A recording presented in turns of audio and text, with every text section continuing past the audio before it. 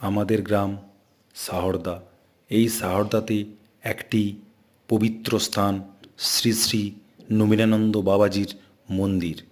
এই মন্দিরে বাবাজির মূর্তিসহ লক্ষ্মীনারায়ণ ও মহাপ্রভু আগমনে এক বিশাল মেলার বসে থাকে। এই মেলাটি প্রত্যেক বছর পয়লা মাঘ থেকে শুরু হয়। এই মেলাতে প্রচুর পরিমাণে ভক্ত সমাগম হয়ে থাকে। এই মেলায় ভক্তরা আসেন অনুষ্ঠান দেখতে এবং এই হরিলুটের বাতাসা প্রসাদ গ্রহণ করার জন্য।